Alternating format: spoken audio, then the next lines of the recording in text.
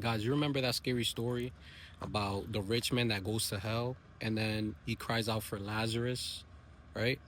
You know what's crazy? If you ever thought or think about whether hell's a real place or not, I encourage you to read that. Jesus never says that this is a parable. Let that sink in. This wasn't a parable. It never says that in the Bible. Jesus never said this is a parable, and Jesus made it clear when it was a parable. But let that sink in. This rich man has all the pleasures in the world. He ends up going to hell, and he's crying out for Lazarus to come down and dip the end of his finger in water for it to just have for him to just have a drop. Man, that is so crazy that this is actually real. Think about that.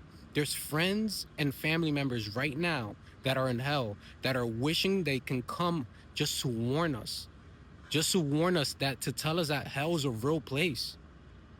Hell is a real place. So, that theology that you may have of, hell's not real, hell's a state of mind, that contradicts that.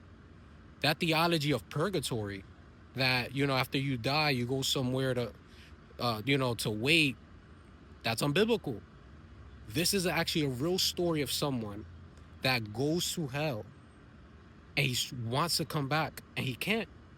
And the crazy part is that when he wants to come back to warn, his brothers, he's literally saying, let me please warn them so they could come back. And listen to what the response is. They have Moses and the prophets. If they don't listen to them, they're not going to listen to you if they see you come back.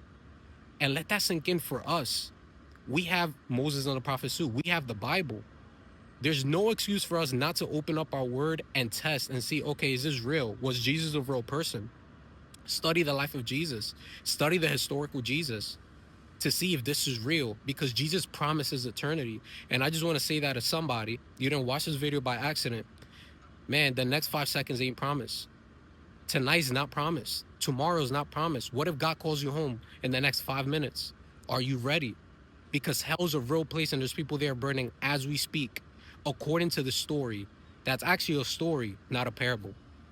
God bless you.